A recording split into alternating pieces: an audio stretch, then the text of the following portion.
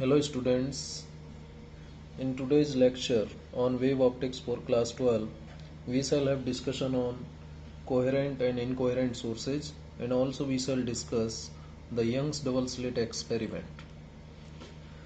We will also discuss the meaning of interference and types of interference. So first we try to know the meaning of coherent sources. बच्चों coherent sources का meaning जानना बहुत ज़रूरी है यदि आप interference को समझना चाहते हैं। तो देखिए कोहेरेंट सोर्सेज ऐसे सोर्सेज कोहेरेंट सोर्सेज कहलाएंगे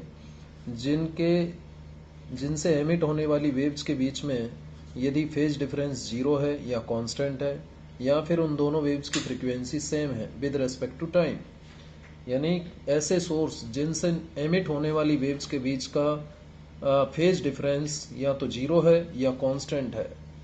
यदि किसी सोर्स से एमिट होने वाली वेव्स के बीच जो फेज डिफरेंस आप सभी जानते हैं, जीरो और कांस्टेंट फेज डिफरेंस की वेव्स के बीच ऐसी वेव्स जिनके बीच जीरो और कांस्टेंट फेज डिफरेंस होता है या फिर जिनकी फ्रीक्वेंसी सेम होती है विद रेस्पेक्ट टू टाइम, ऐसी वेव्स को हम कोहेरेंट वेव्स कहते हैं। और ऐसे सोर्स जिनसे कोहेरेंट वेव निकलती हैं उन्हें हम कोहेरेंट सोर्सेज कहते हैं। जैसे कि किसी सिंगल सोर्स से बनाए गए दो सोर्स हमेशा कोहेरेंट सोर्स होते हैं। जैसे कि दो अलग अलग बल्ब जले हुए हैं, एक बल्ब जल रहा है, एक कैंडल जल रही है, तो कैंडल से निकलने वाली लाइट और बल्ब से निकलने वाली लाइट कभी भी कोहेरेंट नहीं हो सकती, ठीक है। लेकिन दोनों एक जैसे बल्ब जला रखे हैं, जब भी वो लाइट कोहेरेंट नहीं हो सकती। दोनों सोर्सेज, दो बल्ब से निकलने वाली लाइट भी कोहेरेंट नहीं हो सकती, ठीक है। हम जानेंगे क्यों नहीं हो सकती, लेकिन एक ही सोर्स से प्राप्त किए गए दो सोर्स हमेशा कोहेरेंट होंगे, ठीक है। तो एग्जाम्पल, कोहेरेंट सोर्स का एग्जाम्पल है two sources obtained from a single source. क्योंकि जब एक ही सोर्स से प्राप्त किए गए दो सोर्स हम बनाते हैं तो उन दोनों सोर्सेज के बीच जो फेज डिफरेंस है वो कांस्टेंट रहता है।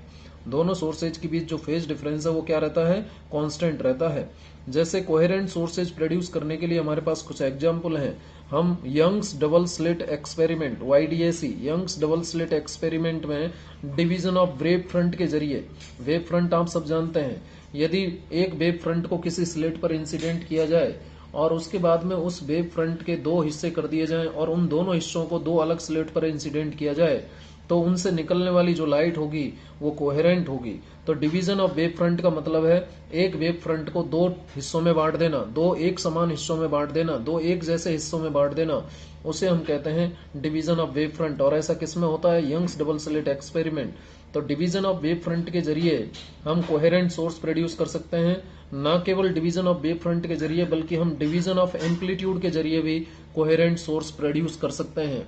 डिवीजन ऑफ एम्पलीट्यूड में हम एम्पलीट्यूड को दो बराबर हिस्सों में बांट देते हैं। ऐसा हम करते हैं न्यूटन्स रिंग और माइकलसन इंटरफेरोमीटर में।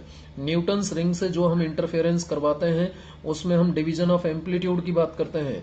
माइकलसन इंटरफेरोमीटर से जो हम इंटरफेरेंस करवाते हैं उसमें हम डिवीजन ऑफ एम्पलीट्यूड की बात करते हैं। लेकिन यंग्स डबल स्लिट एक्सपेरिमेंट में जो हम इंटरफेरेंस पैटर्न स्क्रीन के ऊपर प्राप्त करते हैं उसमें हम डिवीजन ऑफ वेव फ्रंट की बात करते हैं। तो अभी आपके दिमाग में प्रश्न आ रहा होगा कि सर ये न्यूटन्स रिंग एक्सपेरिमेंट क्या है, माइकलसन इंटरफेरोमीटर क्या है, यंग्स डबल स्लिट एक्सपेरिमेंट क्या है।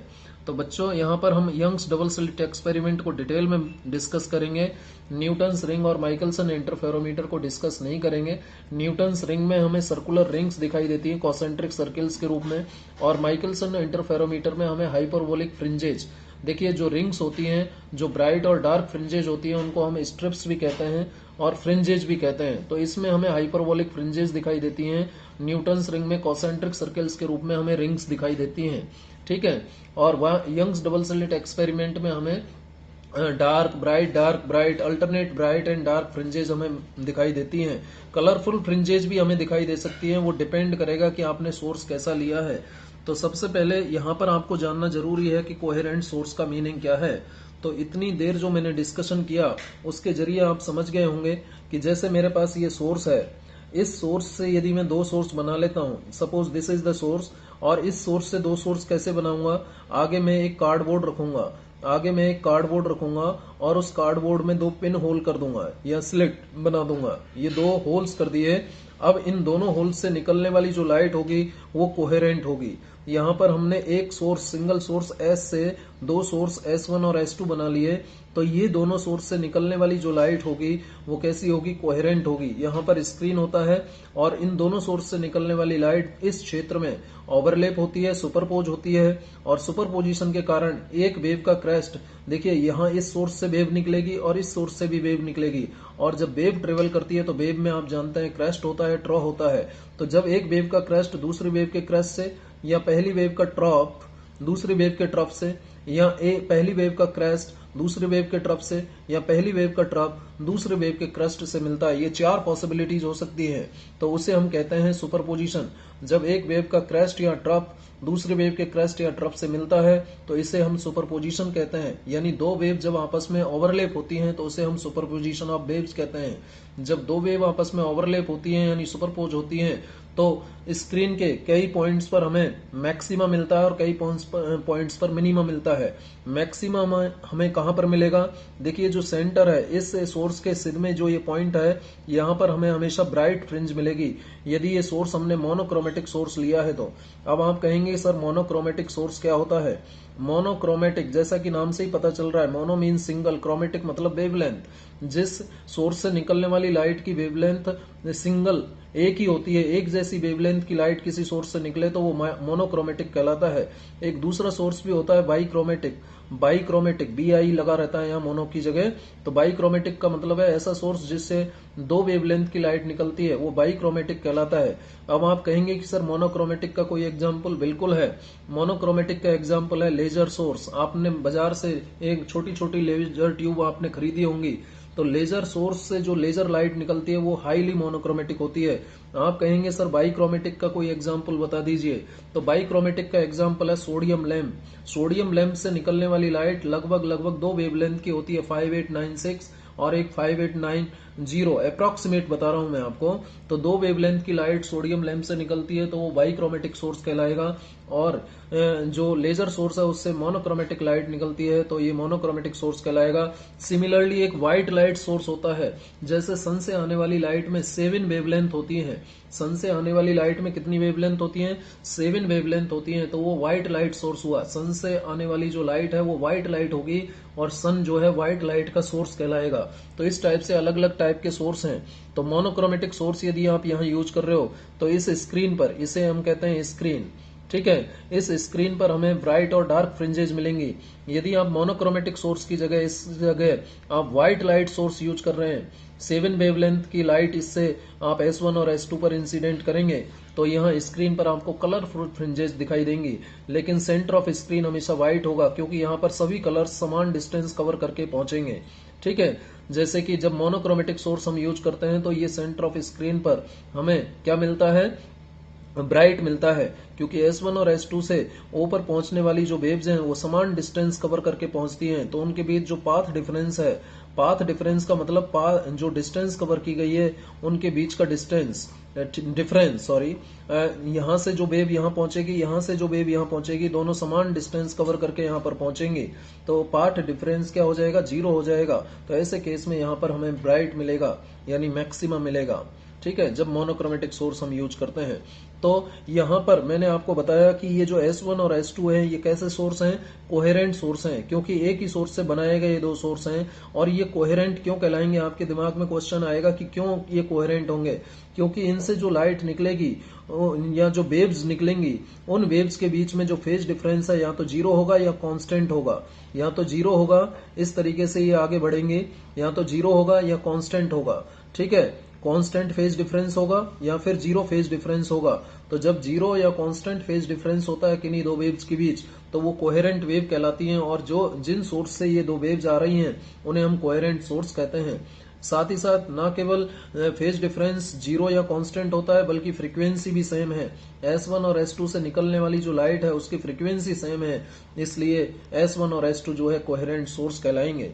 तो मैंने यहाँ पर आपको कोहेरेंट सोर्स का मीनिंग समझाया, कोहेरेंट सोर्स का एग्जाम्पल भी मैंने आपको दिया। सबसे अच्छा एग्जाम्पल है, बेस्ट एग्जाम्पल है यंग्स डबल स्लिट एक्सपेरिमेंट। यही होता है Young's double slit experiment. Thomas Young ने 1801 में इसको परफॉर्म किया था।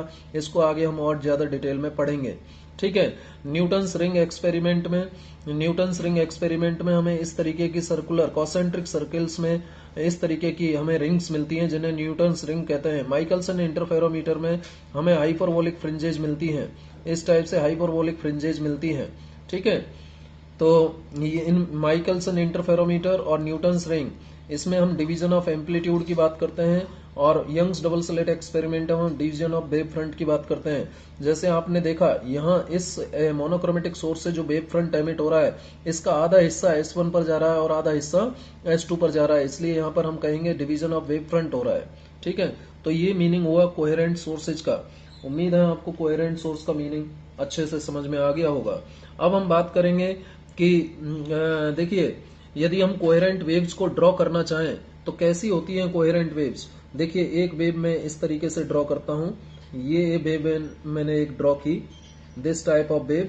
ठीक है, और एक दूसरी वेव भी मैं इसी तरीके से ड्रॉ करता हूं। देखिए, आप दोनों में कोई अंतर नहीं दिखाई दे रहा होगा। जहां पहली वेव का क्रेस्ट है वहीं दूसरी वेव का क्रेस्ट है, जहां पहली वेव का ट्रफ है वहीं दूसरी वेव का ट्रफ है।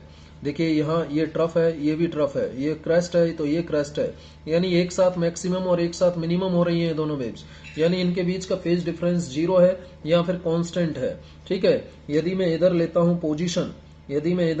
पोजीशन, और इस एक्सिस पर ले लेता हूं टाइम, तो पोजीशन और टाइम के बीच जब हम ग्राफ बात करते हैं, यानी टाइम के रेस्पेक्ट में इनके बीच में जो फेज डिफरेंस है वो 0 है या कांस्टेंट है, तो ऐसी दो वेव्स कैसी कहलाएंगी, कोहेरेंट वेव्स कहलाएंगी। कैसी वेव्स कहलाएंगी, कोहेरेंट वेव्स कहलाएंगी। और ये वेव्स जिन सोर्सेज से प्रोड्यूस होती हैं उन्हें हम कोहेरेंट सोर्सेज कहते हैं। ठीक है, अब यहाँ पर मैं आपको थोड़ी सी और एक्स्ट्रा नॉलेज देना चाहूंगा। कोहेरेंस जो है 2 टाइप का होता है बेटा, कोहेरेंस 2 टाइप का होता है, हालांकि हमारे सिलेबस में नहीं है, लेकिन आपको इसका मीनिंग जानना जरूरी है, टाइप्स ऑफ कोहेरेंस जानना जरूरी है।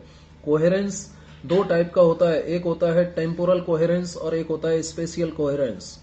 टेम्पोरल और एक होता है स्पेशियल कोहेरेंस।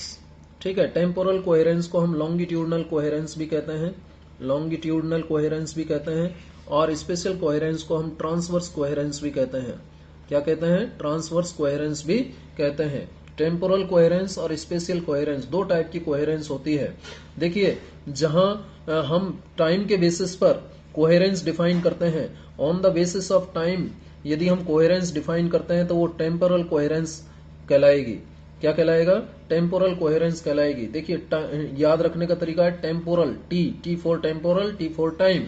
ठीक है, तो on the basis of time हम जो कोहेरेंस डिफाइन करते हैं वो टेम्पोरल कोहेरेंस कहलाती है, लेकिन on the basis of position जो कोहेरेंस हम डिफाइन करते हैं, on the basis of position के आधार पर जो कोहेरेंस हम डिफाइन करते हैं उसे हम कहते हैं क्या, spatial coherence, on the basis of position.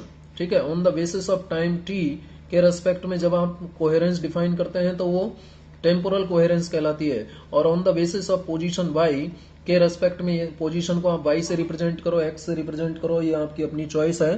तो जहां पर हम पोजीशन के रेस्पेक्ट में कोहेरेंस डिफाइन करते हैं वो स्पेशल कोहेरेंस होती है, और जहां पर हम टाइम के रेस्पेक्ट में कोहेरेंस डिफाइन करते हैं वो टेम्पोरल कोहेरेंस होती है। और हम जानते हैं इनके मीनिंग के बारे में, और हम आगे देखिए टेम्पोरल और स्पेशल कोहेरेंस के बारे में और थोड़ा डिटेल में जानते हैं और डिफरेंस इनकी बात करते हैं। इधर हम ले रहे हैं टेम्पोरल कोहेरेंस, टेम्पोरल, और इधर हम बात कर रहे हैं स्पेशियल की। ठीक है, एक डिफरेंस तो मैंने आपको बता दिया कि टेम्पोरल कोहेरेंस में हम on the basis of time इसको डिफाइन करते हैं, और स्पेशल कोहेरेंस में हम पोजीशन की बात करते हैं। देखिए टेम्पोरल कोहेरेंस में को समझने के लिए हम 2 लेवल लेते हैं, ये है एक्साइटेड स्टेट और ये है ग्राउंड स्टेट। आप जानते हैं ग्राउंड स्टेट और एक्साइटेड स्टेट। तो देखिए, जब भी कोई पार्टिकल अपनी एक्साइटेड स्टेट से ग्राउंड स्टेट में आएगा, जब देखिए आप जानते हैं कि कोई भी पार्टिकल अपनी एक्साइटेड स्टेट में कितना समय रुकता है, 10⁻⁻8 सेकंड रुकता है। ये 10⁻⁻8 सेकंड जो है ये लाइफ टाइम होता है किसी भी पार्टिकल का, किसमें, उसकी अपनी एक्साइटेड स्टेट में। देखिए, ये एक्साइटेड स्टेट में पार्टिकल कहां से आया, ग्राउंड स्टेट से ही गया था। ग्राउंड स्टेट में जो इलेक्ट्रॉन है या जो भी पार्टिकल है बेटा, वो उनको इतनी एनर्जी एब्जॉर्ब सप्लाई करनी पड़ेगी, और जब जाके ये अपनी एक्साइटेड स्टेट में जाते हैं, कहाँ जाते हैं? एक्साइटेड स्टेट में चले जाते हैं इतनी एनर्जी एब्जॉर्ब करके। ठीक है, और ये एनर्जी आप कुछ नहीं है, ये क्या है? फोटोन है। आप जानते हैं ये क्या है? फोटोन है। फोटोन अल्बर्ट आइंस्टीन ने कहा था, मैंने आपको थ्योरी बताई थी स्टार्टिंग में, कि जो मैक्स प्लांक है उन्होंने कहा था कि जो एनर्जी का डिस्ट्रीब्यूशन है वो स्मॉल स्मॉल पैकेट्स के रूप में होता है, जिन्हें आप लंप कहते हैं, जिन्हें आप क्वांटा कहते हैं, जिन्हें आप फोटोन भी कहते हैं। और ये फोटोन की एनर्जी है h इंटू न्यू। एच क्या है? प्लांक कांस्टेंट, और न्यू क्या है? फ्रीक्वेंसी है।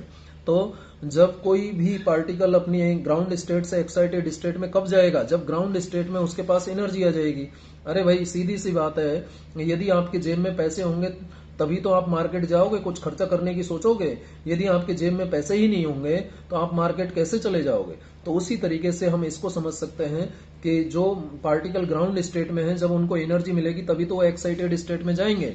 लेकिन जब मान लीजिए इस पार्टिकल को एनर्जी मिली है h न्यू, और ये अपनी एक्साइटेड स्टेट में चला गया, अब ये एक्साइटेड स्टेट में हमेशा के लिए नहीं रहेगा। देखिए आपको पैसा दिया घर वालों ने, 100 रुपए दिए मान लीजिए, अब 100 रुपए देके आप मार्केट चले जाएंगे उछल कूद करते हुए, लेकिन ऐसा तो नहीं है कि वो 100 रुपए जो है मार्केट में हमेशा आपकी जेब में बने रहेंगे, ऐसा तो है नहीं। आप उसको बहुत जल्द खर्च भी कर दोगे, है या नहीं? तो वैसे ही जो पार्टिकल ग्राउंड स्टेट से अपनी एक्साइटेड स्टेट में गया, वो जो है हमेशा के लिए एक्साइटेड स्टेट में नहीं रहता। एक्साइटेड स्टेट में रहने का समय कितना है? 10⁻⁻8 सेकेंड है। ये लाइफ टाइम है किसी पार्टिकल का, उसकी अपनी एक्साइटेड स्टेट में रहने का। और इतने समय रहने के बाद, इतना लाइफ टाइम रहने के बाद ये पार्टिकल वापस अपने घर लौट आएगा, यानी ग्राउंड स्टेट में आ जाएगा। यानी लौट के बुद्धू घर को आए, लौट के बुद्धू घर को आए। तो यहां पर जो भी एनर्जी इसने ली थी वो एनर्जी क्या करना पड़ेगा? वापस करना पड़ेगा। और जैसे ली थी वैसे वापस करना पड़ेगा। जो फोटोन इसने रिसीव किया, जितनी एनर्जी रिसीव की, उसी को वापस करना पड़ेगा। अब देखिए ये तो मैंने एक पार्टिकल का एग्जांपल दिया, ऐसे बहुत सारे पार्टिकल यहाँ पर हैं, और सभी पार्टिकल्स का जो लाइफ टाइम है वो अलग अलग समय पर पूरा हो रहा है। जब अलग अलग समय पर ये पार्टिकल्स यहाँ ग्राउंड स्टेट में आएंगे इतनी एनर्जी रिलीज करके, तो जब ये एनर्जी रिलीज करेंगे तो देखिए क्या होगा, इनके बीच में फेज रिलेशनशिप नहीं रह पाएगा। क्या नहीं रह पाएगा? फेज रिलेशनशिप नहीं रह पाएगा। देखिए यहाँ पर ये क्रस्ट है, यहाँ ट्रॉ आ गया, यहाँ क्रस्ट है तो यहाँ ट्रॉ आ गया, यहाँ ट्रॉ है तो यहाँ क्रस्ट हो गया। तो इनके बीच फेज रिलेशनशिप मेंटेन नहीं रह पाएगा, क्योंकि अलग अलग पार्टिकल जो है अपनी एक्साइटेड स्टेट से अलग अलग समय पर ग्राउंड स्टेट में आएगा। क्योंकि अलग अलग पार्टिकल्स का जो लाइफ टाइम है एक्साइटेड स्टेट में वो अलग अलग समय पर पूरा होगा, इसलिए जो भी एनर्जी ये एमिट करेंगे इन फोटॉन्स के बीच में कोई फेज रिलेशनशिप मेंटेन नहीं रह पाएगा। कोई फेज रिलेशनशिप मेंटेन नहीं रह पाएगा, हमेशा के लिए मेंटेन नहीं रहेगा, केवल एक कुछ समय के लिए मेंटेन रहेगा, 10⁻⁻8 सेकंड, यानी स्मॉल समय के लिए। जैसे एक पार्टिकल आया और उसने इस तरीके की वेव एमिट की, मान लीजिए इसको मैंने रिप्रेजेंट कर दिया, और ये कितने समय के लिए? डेल्टा T1 के लिए। दूसरा पार्टिकल जब अपनी ग्राउंड स्टेट में आएगा तो फिर किस तरीके की वेव प्रोड्यूस करेगा, किस तरीके की एनर्जी प्रोड्यूस करेगा? इस तरीके की करेगा।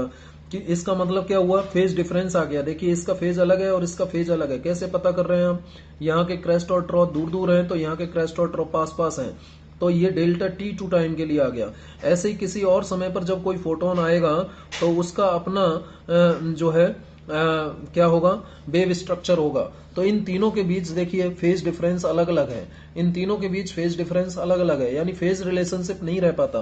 फेज रिलेशनशिप यदि मेंटेन है तो केवल और केवल इतने समय के लिए मेंटेन है, या तो डेल्टा T1 के लिए, या डेल्टा T2 के लिए, या डेल्टा T3 के लिए। मैक्सिमम इतने समय के लिए फेज रिलेशनशिप रह पाता है, या इससे कम समय के लिए रहेगा।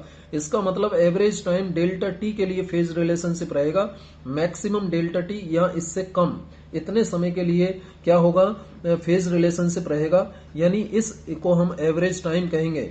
इनका जो एवरेज टाइम है तीनों का, वो एवरेज निकाल हम लेंगे। इन सभी पार्टिकल्स का जो ग्राउंड स्टेट में आने का जो समय है उन सबका एवरेज निकाल लेंगे। उस एवरेज टाइम या उससे कम समय के बराबर फेज रिलेशनशिप मेंटेन रहेगा। क्या रहेगा? फेज रिलेशनशिप मेंटेन रहेगा।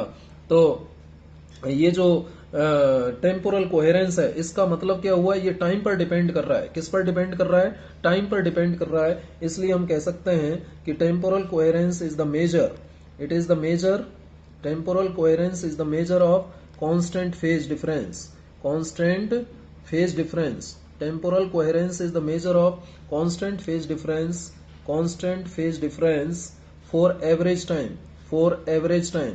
ठीक है, एवरेज टाइम के लिए, एवरेज टाइम कौन सा, डेल्टा टी के लिए जो कांस्टेंट फेज डिफरेंस है उसका मेजरमेंट है। डेल्टा टी टाइम के लिए जो फेज डिफरेंस है वो कांस्टेंट रहता है, केवल डेल्टा टी टाइम के लिए फेज डिफरेंस कांस्टेंट रहता है, उसी का जो मेजरमेंट है उसे आप टेम्पोरल कोहेरेंस कहते हैं। टेम्पोरल कोहेरेंस हमें क्या बताता है, टेम्पोरल कोहेरेंस हमें बताता है, it tells us how monochromatic a source is, कि कोई भी सोर्स कितना मोनोक्रोमेटिक है, how monochromatic a source is, यानी कोई भी सोर्स से जो लाइट निकल रही है वो कितना वेवलेंथ की है, how monochromatic a source is, कोई भी सोर्स कितना मोनोक्रोमेटिक है, ये कौन बताता है हमें, ये टेम्पोरल कोहेरेंस बताता है। इस क्वेश्चन का जवाब कौन देता है, टेम्पोरल कोहेरेंस देता है। स्पेशल कोहेरेंस की बात हम बाद में करेंगे, अभी इसमें और मैं आपको बताना चाहूंगा, इधर लिख लेते हैं, टेम्पोरल कोहेरेंस की मैं बात कर रहा हूं बेटा, स्पेशल की अभी थोड़ी देर बाद में बात करेंगे। तो टेम्पोरल कोहेरेंस जो है डेल्टा टी टाइम के लिए फेज रिलेशनशिप को बताता है, यानी ये टाइम पर डिपेंड करता है, यानी ये जो कोहेरेंस है on the basis of time define होता है। अब देखिए इस डेल्टा टी टाइम में जितने समय के लिए कोहेरेंस होता है, इस डेल्टा टी टाइम में पार्टिकल के द्वारा जो डिस्टेंस कवर की जाएगी उसे हम क्या कहेंगे, कोहेरेंस लेंथ कहेंगे। कोहेरेंस लेंथ एक टर्म आ जाएगा यहाँ पर, कोहेरेंस लेंथ। कोहेरेंस लेंथ का मतलब क्या है, coherence length is the distance covered, distance covered, distance covered, distance covered in time delta T, in time delta T. Delta T time में जो डिस्टेंस कवर होगी उसे हम क्या कहेंगे, कोहेरेंस लेंथ कहेंगे, और कोहेरेंस लेंथ को हम एल से रिप्रेजेंट कर देते हैं। और आप जानते हैं coherence length is a distance, और distance is equal to speed into velocity होता है, तो स्पीड हो गया C, sorry speed into time होता है, तो स्पीड हो गया सी और टाइम हो गया डेल्टा टी, क्योंकि जो इसकी स्पीड होगी वो टाइम के बराबर होगी, वो सॉरी स्पीड ऑफ लाइट के बराबर होगी। इसकी स्पीड जो होगी फोटोन की किसके बराबर होगी, स्पीड ऑफ लाइट के बराबर होती है। फोटोन का रेस्ट मास 0 होता है और फोटोन हमेशा लाइट की स्पीड से मूव करता है, तो L is equal to C into delta T. इतने समय में फोटोन के द्वारा इतनी डिस्टेंस ट्रेवल की जाएगी, इसे हम कोहेरेंस लेंथ कहते हैं। क्या कहते हैं इसे, कोहेरेंस लेंथ कहते हैं। अब यहाँ पर देखिए ये जो डेल्टा टी है इसकी जगह मैं ऐसे भी लिख सकता हूँ, क्या लिख दिया ये मैंने, फ्रीक्वेंसी, यानी इतने समय में, यानी एक साइकिल कंप्लीट करने में, एक साइकिल कंप्लीट करने में जो समय लगेगा वो फ्रीक्वेंसी कहलाएगी। ठीक है, तो डेल्टा टी और फ्रीक्वेंसी, टाइम और फ्रीक्वेंसी एक दूसरे के रेसिप्रोकल होते हैं, एक दूसरे के रेसिप्रोकल होते हैं, तो डेल्टा टी की जगह 1/डेल्टा न्यू लिखा जा सकता है। डेल्टा टी की जगह क्या लिखा जा सकता है, 1/डेल्टा न्यू। ठीक है, अब देखिए आप जानते हो nu is equal to C upon lambda होता है, और यहां से आप लिख सकते हो C into lambda raise to the power -1। ठीक है, यानी अब यहां से हमें डेल्टा न्यू निकालना है, तो C into lambda raise to the power क्या हो जाएगा, माइनस इधर आ जाएगा, कॉमन आ जाएगा भाई, एक्स की पावर एन का एन इंटू एक्स की पावर n-1 ऐसे होता है ना, तो ये lambda raise to the power -2 हो जाएगा और माइनस आ जाएगा, minus C into lambda raise to the power -2, और लेमडा का हो जाएगा डेल्टा लेमडा, लेमडा का क्या हो जाएगा, डेल्टा लेमडा हो जाएगा। ठीक है, लेमडा का क्या हो जाएगा, डेल्टा लेमडा हो जाएगा। तो डेल्टा न्यू की जो वैल्यू आई यहाँ पर कितनी आ गई, -c delta lambda upon lambda square, ये आ गई। अब इस डेल्टा न्यू की वैल्यू यहाँ पर रखें, तो एल की जो वैल्यू होगी c 1/डेल्टा न्यू, 1/डेल्टा न्यू का मतलब -c डेल्टा लेमडा, और लेमडा स्क्वायर चला जाएगा ऊपर, तो c से c कैंसिल हो गया, तो माइनस आ रहा है, L is equal to minus lambda square upon delta lambda. अब यदि मैं इसका मैग्नीट्यूड ले लेता हूँ, कोहेरेंस लेंथ का मैग्नीट्यूड ले लेता हूँ, तो ये माइनस प्लस हो जाएगा। अब यहाँ पर देखिए बेटा, ये जो लेमडा, इसको मैं लिख सकता हूँ lambda into lambda upon delta lambda, lambda upon delta lambda. ये जो लेमडा अपॉन डेल्टा लेमडा है ना, ये कहलाता है प्योरिटी फैक्टर। क्या कहलाता है, प्योरिटी फैक्टर, जिसको हम क्यू से रिप्रेजेंट करते हैं। क्यू क्या है, प्योरिटी फैक्टर है, ध्यान रखिएगा, क्यू क्या है यहाँ पर, प्योरिटी फैक्टर है। क्यू क्या है, प्योरिटी फैक्टर है, प्योरिटी फैक्टर, जो कि लेमडा और डेल्टा लेमडा का रेशो होता है। क्यू क्या है, प्योरिटी फैक्टर है। तो प्योरिटी फैक्टर की टर्म में हम इस कोहेरेंस लेंथ को क्या लिख सकते हैं, लेमडा इंटू क्यू लिख सकते हैं। तो इस तरीके से हमने इस पूरे डिस्कशन से ये जान लिया कि जो कोहेरेंस लेंथ है वो बेसिकली क्या है, मेजरमेंट है, किसका मेजरमेंट है, कांस्टेंट फेज डिफरेंस का, किस टाइम के लिए, एवरेज टाइम डेल्टा टी के लिए, यानी on the basis of time जिस कोहेरेंस को हम डिफाइन करते हैं उसे हम टेम्पोरल कोहेरेंस कहते हैं। अब हम बात कर लेते हैं स्पेशल कोहेरेंस की, स्पेशल कोहेरेंस की बात कर लेते हैं। Special coherence. स्पेशियल कोहेरेंस में जैसा कि एक पॉइंट तो मैंने आपको ऑलरेडी बता दिया था, spatial coherence is defined on the basis of position. किसकी बेसिस पर ये डिफाइन होती है? पोजीशन के बेसिस पर डिफाइन होती है, on the basis of position. ठीक है, जैसे ये कोई सोर्स है, ये कोई लाइट सोर्स है और इस सोर्स ऑफ लाइट से ये वेव निकल रही है, ये वेव निकल रही है। ठीक है, ये वेव निकल रही है और ये वेव आगे बढ़ रही है, ये वेव इस तरीके से आगे बढ़ रही है। ठीक है, ये किससे निकल रही है? सोर्स एस से ये वेव निकल रही है और इस पर मैं दो पॉइंट कंसीडर कर लेता हूं, P1 और P2। ये दो पॉइंट मैं कंसीडर कर लेता हूं, P1 और P2। P1 और P2 के बीच का डिस्टेंस मैं मान लेता हूं कितना है? स्मॉल x है, स्मॉल x है। तो यदि P1 P2 जो कि बराबर है x के, और यदि इस x की वैल्यू कोहेरेंस लेंथ से कम है, ध्यान दीजिए, यदि इन दोनों पॉइंट्स के बीच का डिस्टेंस कोहेरेंस लेंथ, L क्या है? Coherence length. ठीक है, कोहेरेंस लेंथ से यदि कम है तो ये दोनों point P1 P2 special coherence में होंगे। ये L क्या हो गया बेटा? कोहेरेंस लेंथ हो गया, कोहेरेंस लेंथ हो गया। और यदि P1 P2 के बीच का डिस्टेंस इस कोहेरेंस लेंथ से कम है तो P1 P2 जो है क्या कहलाएंगे? ये स्पेशल कोहेरेंस में कहलाएंगे। ये दोनों कैसे होंगे? कोहेरेंस में होंगे। कौन सी कोहेरेंस में? स्पेशल कोहेरेंस में होंगे। ठीक है, लेकिन यदि P1 P2 के बीच का जो डिस्टेंस x है, यदि ये कोहेरेंस लेंथ से ज्यादा है तो उस केस में P1 और P2 जो है कोहेरेंट नहीं होंगे, नॉट कोहेरेंट, नॉट कोहेरेंट, ये कोहेरेंट नहीं होंगे। P1 P2 उस केस में कोहेरेंट नहीं होंगे, ध्यान रखिए। P1 P2 के कोहेरेंट होने के लिए P1 P2 के बीच का डिस्टेंस हमेशा कोहेरेंस लेंथ से क्या होना चाहिए? कम होना चाहिए। ठीक है, यदि P1 P2 के बीच का डिस्टेंस कोहेरेंस लेंथ से ज्यादा हो जाता है तो वो कोहेरेंट नहीं रह पाते हैं। इसका सबसे बेस्ट एग्जाम्पल हम दे सकते हैं Young's double slit experiment. Young's double slit experiment इसका एग्जाम्पल है स्पेशल कोहेरेंस का। यंग्स डबल स्लिट एक्सपेरिमेंट में हमारे पास एक सोर्स होता है। ठीक है, ये सोर्स है, एक पॉइंट सोर्स है। ठीक है, और यहाँ पर आगे आप रखते हो कार्डबोर्ड, और इस कार्डबोर्ड पर दो सोर्स और बना देते हो, आप दो होल कर देते हो, S1 S2, और उसके बाद में क्या रख देते हो? स्क्रीन। ये होता है आपका यंग्स डबल स्लिट एक्सपेरिमेंट, जिसको डिटेल में हम आगे बात करेंगे। ये S1 है और ये S2 है और ये सोर्स S है। ये मान लीजिए इस तरीके की स्लिट है, इस तरीके की एक स्लिट है जो कि यहाँ पर ये सोर्स से इस तरीके की स्लिट है जिससे लाइट निकलेगी। ठीक है, और ये स्लिट है, एक ये स्लिट है। ठीक है, इस स्लिट का जो विड्थ है, इस स्लिट का जो विड्थ है वो स्मॉल ए मान लेता हूं। यहां से यहां तक का जो विड्थ है स्मॉल ए है, और इससे जो लाइट निकल रही है उसकी वेवलेंथ कितनी है? लैम्डा। ठीक है, अब ये जो लाइट S से निकलेगी वो S1 पर पहुंचेगी, S2 पर पहुंचेगी, ये S1 पर पहुंचेगी और S2 पर भी पहुंचेगी। ठीक है, ये S2 है बेटा, नीचे यहां मान लीजिए, चलिए S2 आप यहां मान लीजिए, यहां पर चल गया पेन, कोई बात नहीं। S2 ये है और ये S1 ये है। तो S से लाइट S1 और S2 पर पहुंचेगी, और इन दोनों के बीच यहाँ पर जो लाइट जा रही है, यहाँ पर जो लाइट जा रही है, थीटा मैं एंगल मान लेता हूँ, और ये डिस्टेंस क्या होता है? कैपिटल D होता है। और S1 और S2 के बीच का डिस्टेंस मैं स्मॉल d मान लेता हूँ।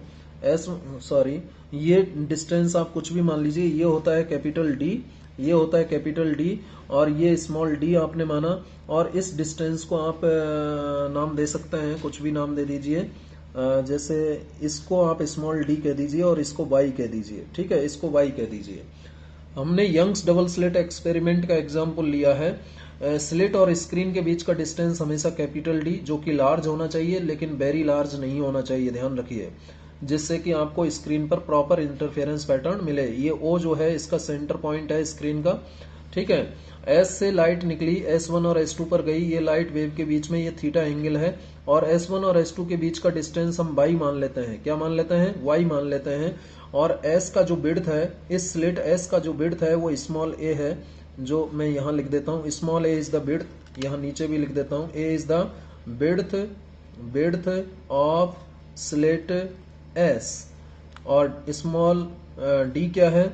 Small d is the distance between slit S and S1 S2। Slit S और S1 S2 कहां पर है? कार्डबोर्ड पर। तो सोर्स और कार्डबोर्ड के बीच का डिस्टेंस स्मॉल d, ठीक है। और y क्या है, y what is y, distance between S1 and S2, S1 और S2 के बीच का डिस्टेंस स्मॉल d है, स्मॉल y है, ठीक है। और जो सोर्स S से जो लाइट निकल रही है उसकी वेवलेंथ क्या है, लैम्डा है। Lambda is the wavelength of light emerging from source S। Source S से निकलने वाली जो लाइट है उसकी वेवलेंथ लैम्डा है, ठीक है। तो देखिए ये S1 और S2 दोनों कोहेरेंट कब होंगे, दोनों सोर्स कोहेरेंट सोर्स कब होंगे, ये कंडीशन मैं आपको बताना चाह रहा हूं। यदि S1 और S2 के बीच का डिस्टेंस स्मॉल y, यदि S1 और S2 के बीच का डिस्टेंस स्मॉल y यदि कोहेरेंस लेंथ से कम होता है, यदि S1 और S2 के बीच का distance small y coherence length से कम है तो S1 और S2 क्या होंगे, कोहेरेंट होंगे, ठीक है। लेकिन इन दोनों के बीच का डिस्टेंस कोहेरेंस लेंथ से ज्यादा होगा तो ये दोनों कोहेरेंट नहीं होंगे। तो S1 और S2 के कोहेरेंट होने के लिए, यानी आप चाहते हैं कि इस स्क्रीन पर आपको इंटरफेरेंस पैटर्न अच्छा मिले, एक अच्छा better interference pattern, sustained interference pattern जिसको आप कहते हो, sustained interference pattern, proper interference pattern या बेटर इंटरफेरेंस पैटर्न प्राप्त करने के लिए कहां पर, स्क्रीन पर आपको S1 और S2 दोनों को कोहेरेंट बनाना पड़ेगा। और ये इन दोनों के कोहेरेंट होने के लिए S1 और S2 के बीच का जो डिस्टेंस है y, ये कोहेरेंस लेंथ से कम रखना पड़ेगा। ज्यादा से ज्यादा कोहेरेंस लेंथ के बराबर हो सकता है, लेकिन S1 और S2 के बीच का डिस्टेंस कोहेरेंस लेंथ से ज्यादा नहीं हो सकता। तो आप यहां पर लिख सकते हैं फॉर प्रॉपर और सस्टेन्ड इंटरफेरेंस पैटर्न। आपके दिमाग में क्वेश्चन आ रहा होगा कि सर ये सस्टेन्ड और प्रॉपर इंटरफेरेंस पैटर्न क्या होता है। इंटरफेरेंस पैटर्न जैसा कि थोड़ी देर पहले भी मैंने आपको बताया कि जब दो या दो से ज्यादा वेव्स यहां पर मिलेंगी, देखिए S1 और S2 से निकलने वाली वेव्स जब इस क्षेत्र में मिलेंगी, सुपरपोज होंगी, तो उनका क्रेस्ट से, ट्रॉ से या क्रेस्ट ट्रॉ से या ट्रॉ क्रेस्ट से मिल सकता है और स्क्रीन पर जो है इंटेंसिटी का डिस्ट्रीब्यूशन हो जाएगा इन the form of alternative maxima and minima. कहीं इंटेंसिटी मैक्सिमम हो जाएगी, कहीं मिनिमम हो जाएगी। जहां मैक्सिमम होगी वहां ब्राइट फ्रिंज बनेगी, जहां मिनिमम होगी वहां डार्क फ्रिंज बनेगी। इस तरीके से जो इंटेंसिटी का डिस्ट्रीब्यूशन होता है स्क्रीन पर, वो उसे हम क्या कहते हैं, इंटरफेरेंस पैटर्न कहते हैं। तो प्रॉपर और सस्टेन्ड इंटरफेरेंस पैटर्न प्राप्त करने के लिए ध्यान रखिएगा, जो सोर्स है उसकी वेवलेंथ और सोर्स की विड्थ, इन दोनों का रेशो हमेशा ग्रेटर देन इक्वल होना चाहिए। किसके बराबर, किससे ग्रेटर देन और इक्वल होना चाहिए, y upon small d, y upon small d होना चाहिए, y अपॉन स्मॉल d होना चाहिए। स्मॉल d ये डिस्टेंस हो गया और y ये डिस्टेंस हो गया, ठीक है। वैसे भी आप टेन थीटा जब निकालोगे इस ट्राइंगल से तो y अपॉन स्मॉल d आएगा। टेन थीटा जो निकालोगे y अपॉन स्मॉल d आएगा। थीटा स्मॉल है तो theta is equal to y upon small d आएगा, ठीक है। परपेंडिकुलर अपॉन बेस आता है तो ये d हो गया बेस और ये परपेंडिकुलर हो गया। तो लेमडा अपॉन ए का वैल्यू हमेशा y अपॉन डी से ज्यादा या बराबर होना चाहिए। कभी भी लेमडा अपॉन ए का वैल्यू, जिसे आप क्या कह रहे हो, लेमडा अपॉन ए का वैल्यू कभी भी y अपॉन डी से कम नहीं हो सकता, ठीक है। तो यहां से आप d की वैल्यू निकालिए। जो d की वैल्यू आएगी यहां से वो क्या आ जाएगी, d की वैल्यू यदि आप देखोगे तो d की जो वैल्यू आएगी, ये देखिए d की वैल्यू आ जाएगी आपकी greater than equal y into A upon lambda. इस तरीके से आ जाएगी y into A upon lambda, y into A upon lambda, ये d की वैल्यू आएगी। या फिर कह सकते हो कि जो d की जो वैल्यू है, नहीं ये उल्टा हो जाएगा, ये जो आप d यानी y निकालिए, यहाँ से y निकालिए, y चाहिए हमें, d नहीं चाहिए हमें, ये y चाहिए। तभी तो हम पता कर पाएंगे कि S1 S2 कोहेरेंट है या नहीं है। y यदि कोहेरेंस लेंथ से कम या बराबर है तो ये S1 S2 कोहेरेंट सोर्स होंगे, अदरवाइज नहीं होंगे। तभी तो यहाँ पर प्रॉपर इंटरफेरेंस पैटर्न मिलेगा। तो हमें y चाहिए ना कि स्मॉल d। तो y का वैल्यू यदि हम देखें तो लेस देन इक्वल आएगा किससे, lambda into small d upon A से। यही कंडीशन होगी y की, जो कंडीशन होगी y की जो वैल्यू आएगी वो lambda into small d upon small A, ये आएगा। और जो मैक्सिमम वैल्यू होगा y का, जो मैक्सिमम पॉसिबल वैल्यू है वो इतना हो सकता है, lambda into small d upon ए।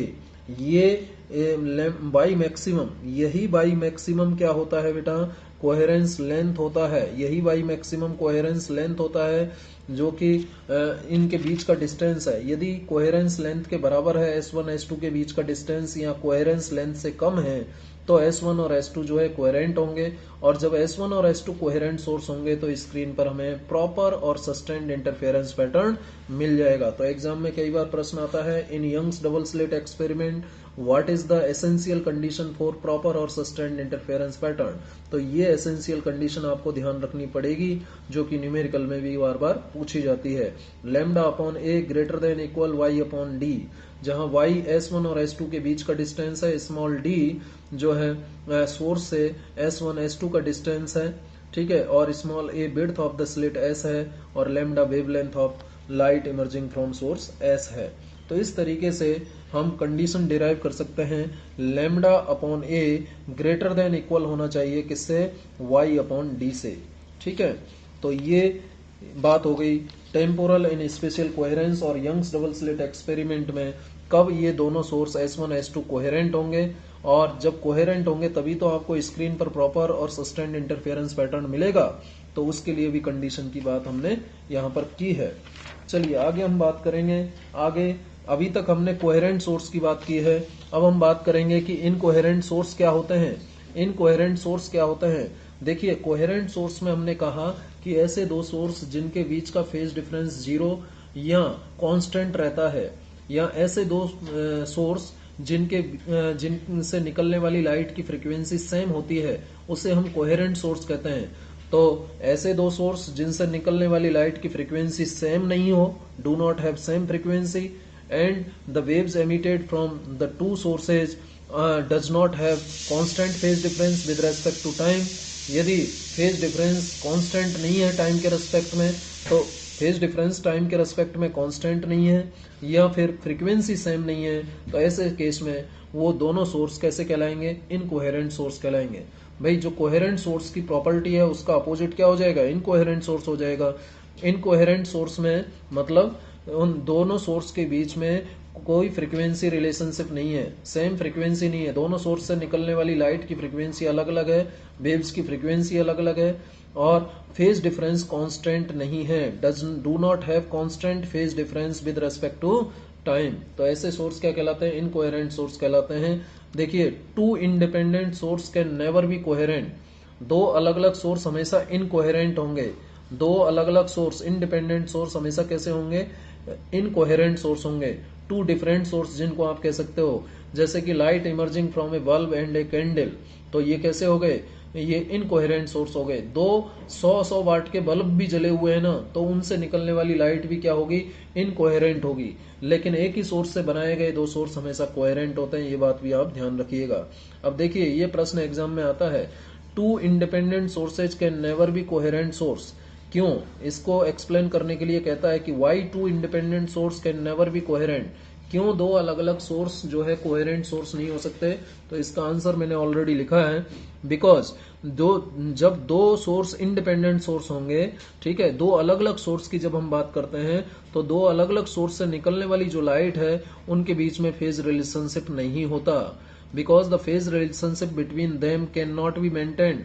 फेज रिलेशनशिप नहीं होता, यानी उनके बीच का जो फेज डिफरेंस है वो 0 या कांस्टेंट नहीं होता, यानी उन दोनों सोर्स से निकलने वाली लाइट की फ्रीक्वेंसी सेम नहीं होती। इसका कारण क्या है, क्योंकि देखिए जब दो सोर्स हैं तो ये वही बात हम कर लेते हैं, ये है ग्राउंड स्टेट और ये है एक्साइटेड स्टेट। एक्साइटेड स्टेट से ग्राउंड स्टेट में आने का जो समय है, एक्साइटेड स्टेट में जो ये लाइफ टाइम पूरा हो रहा है पार्टिकल्स का, वो अलग अलग समय पर पूरा हो रहा है। तो पार्टिकल अलग अलग समय पर एक्साइटेड स्टेट से ग्राउंड स्टेट में आएगा और अपना अपना पैटर्न ये एनर्जी का रिलीज करेगा, अपनी अपनी एनर्जी रिलीज करेगा। जब ये एनर्जी रिलीज करता है तो जब डिफरेंट पार्टिकल्स की बात करते हैं तो इनके बीच कोई फेज रिलेशनशिप नहीं रह पाता, ठीक है।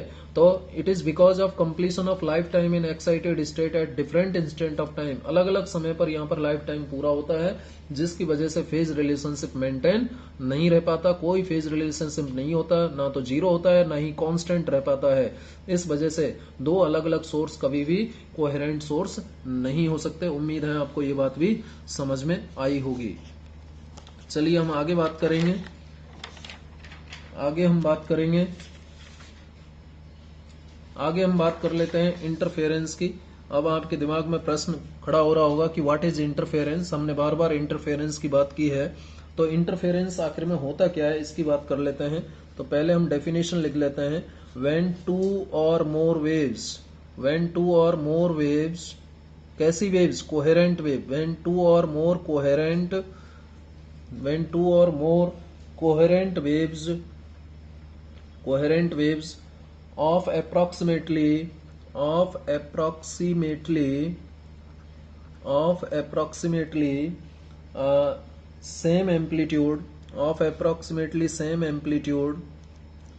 of approximately same amplitude and exactly same frequency। शब्दों पर ध्यान दीजिएगा। exactly same frequency, एम्पलीट्यूड के केस में लिख रहा हूं मैं अप्रोक्सीमेटली सेम, और फ्रीक्वेंसी के केस में मैंने लिखा है एग्जैक्टली सेम फ्रीक्वेंसी। जब ऐसी दो कोहेरेंट वेव एक ही डायरेक्शन में प्रोपोगेट होती हैं, ट्रेवल करती हैं, जब एक ही डायरेक्शन में प्रोपोगेट होती हैं, propagate along a very same line, का मतलब एक ही डायरेक्शन में, that is in same direction, propagate along a very same line that is in same direction. तो क्या होगा? देन सुपरपोजिशन होगा दोनों का। देन देयर इज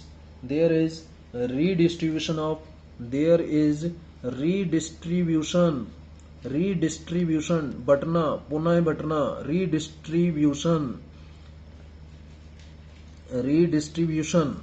ठीक है, रीडिस्ट्रीब्यूशन किसका रीडिस्ट्रीब्यूशन होता है? रीडिस्ट्रीब्यूशन ऑफ इंटेंसिटी, जिसको आप एनर्जी भी कह सकते हो, और energy. There is redistribution of intensity और energy in the form of, कैसे होता है? In the form of alternate, एक के बाद एक, अल्टरनेट का मतलब एक के बाद एक, अल्टरनेट मैक्सिमा को आप ब्राइट भी कह सकते हैं। ठीक है, मैक्सिमा एंड मिनिमा को आप डार्क भी कह सकते हैं। ठीक है, जहां पर एम्पलीट्यूड जीरो होता है, यानी इंटेंसिटी जीरो होता है। On the screen this redistribution of intensity, this redistribution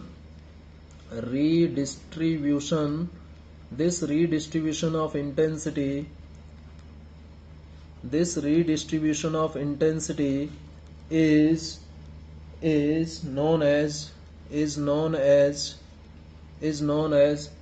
interference pattern। ये रीडिस्ट्रीब्यूशन जो है एनर्जी का, ये क्या कहलाता है? इंटरफेरेंस पैटर्न कहलाता है। And this phenomenon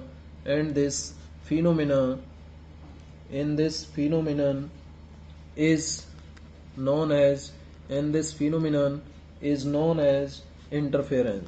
known as interference। इस फिनोमिना को ही हम क्या कहते हैं? इंटरफेरेंस कहते हैं। ठीक है, तो मैंने यहां पर आपको बताया, देखिए डायग्राम के जरिए मैं आपको समझाने का प्रयास करता हूं। व्हेन टू और मोर वेव्स, जैसे एक वेव ये है, ठीक, मान लीजिए ये कोई पार्टिकल है, और इसको इस तरीके से समझिए, एक वेव इधर से आ रही है, ठीक है, और एक वेव इधर से आ रही है, और ये दोनों वेव आपस में सुपरपोज होंगी और एक नई वेव का निर्माण करेंगी, और नई वेव का जो एम्पलीट्यूड होगा वो ज्यादा होगा। जब दो कैसी wave? Coherent wave number 1, coherent wave number 2, जब दो कोहेरेंट वेव आपस में सुपरपोज होती हैं, तो जब उनका क्रेस्ट से मिलेगा तो क्रेस्ट की हाइट बढ़ जाएगी, ट्रफ की हाइट बढ़ जाएगी। जब क्रेस्ट से मिलेगा तो क्रेस्ट की हाइट बढ़ जाएगी। जब ट्रॉ से मिलेगा, ट्रफ की हाइट बढ़ जाएगी। क्रेस्ट से मिलेगा तो ट्रफ की हाइट बढ़ जाएगी। इसका मतलब दो कोहेरेंट वेव के सुपरपोजिशन से जो नई वेव बनती है, उसका एम्पलीट्यूड दोनों इंडिविजुअल वेव्स के एम्पलीट्यूड के वेक्टर सम के बराबर होता है।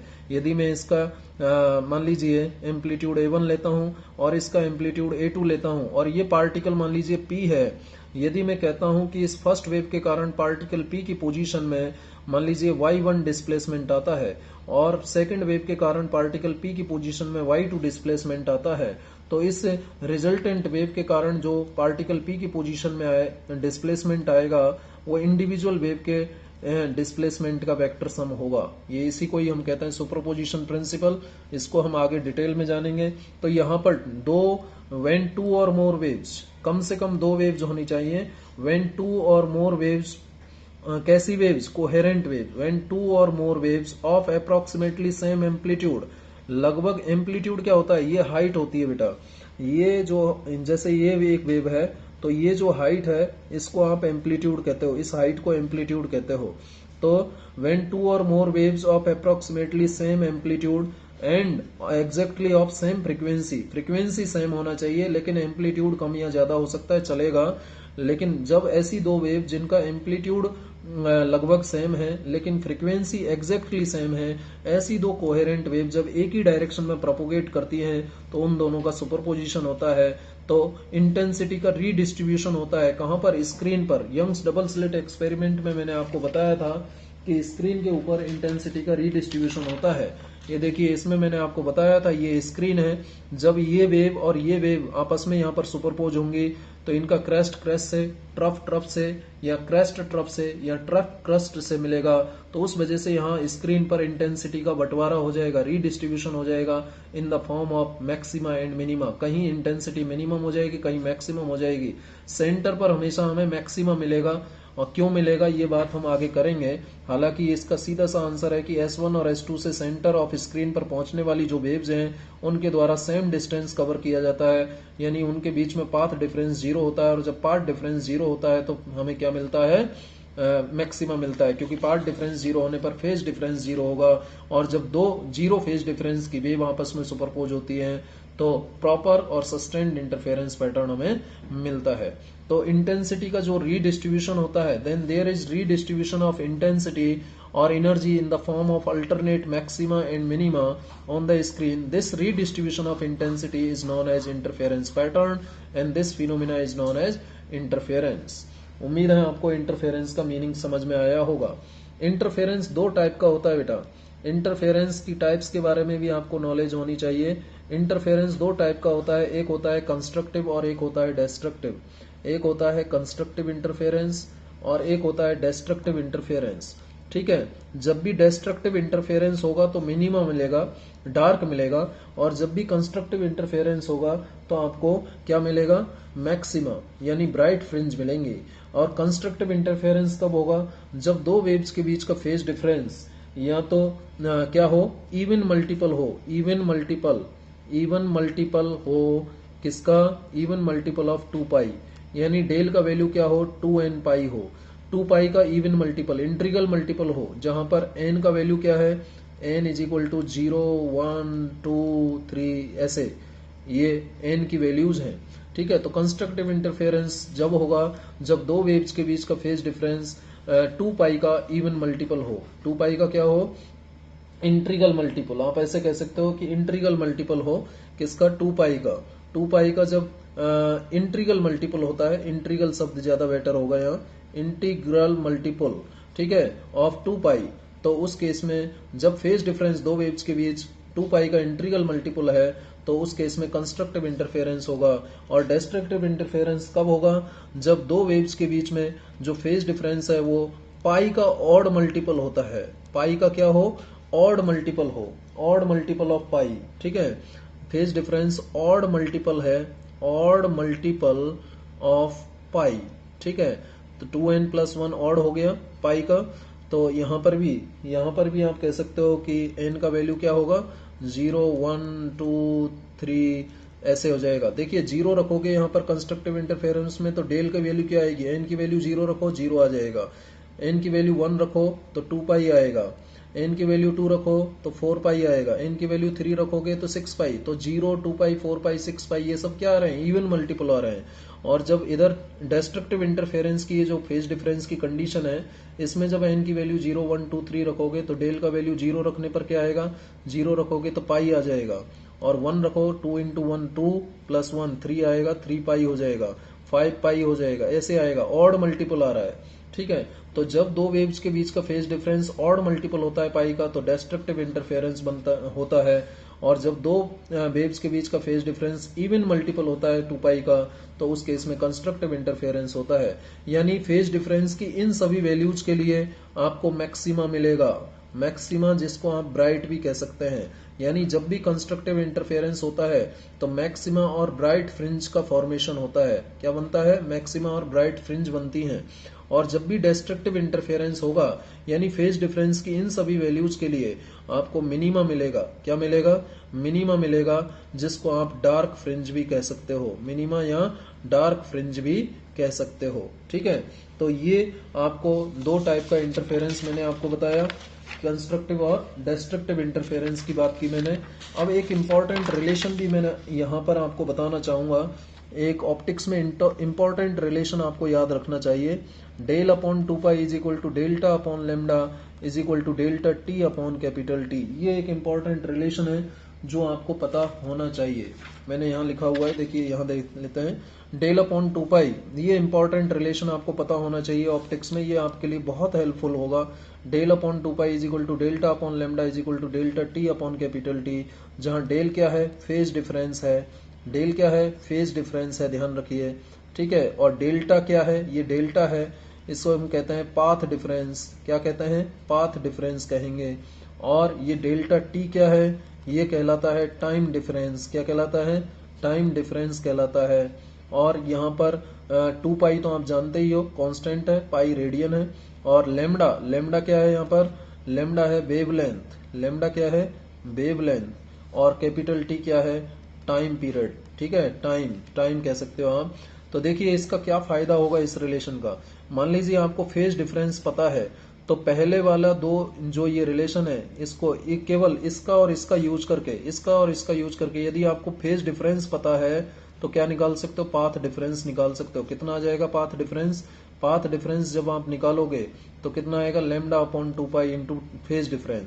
या फिर फेज डिफरेंस निकालना है, पाथ डिफरेंस जब पता हो, जब पाथ डिफरेंस पता है और फेज डिफरेंस निकालना है तो इससे निकाल सकते हो। और फेज डिफरेंस पता है, पाथ डिफरेंस निकालना है तो इससे निकाल सकते हो। जब आपको टाइम डिफरेंस दे रखा है, पाथ डिफरेंस चाहिए तो आप इन दोनों का यूज करके निकाल सकते हो। जब आपको फेज डिफरेंस दे रखा है, टाइम डिफरेंस चाहिए तो पहले और लास्ट वाले का यूज करके निकाल सकते हो। तो ये एक गोल्डन रिलेशन है जो आपको याद रखना चाहिए, ऑप्टिक्स में बहुत ही ज्यादा इंपॉर्टेंट होता है। ठीक है, तो ये आज हमने बात की कोहेरेंट सोर्स क्या होते हैं, इनकोहेरेंट सोर्स क्या होते हैं। कोहेरेंस दो टाइप का हमने डिस्कस किया, टेम्पोरल और स्पेशल कोहेरेंस।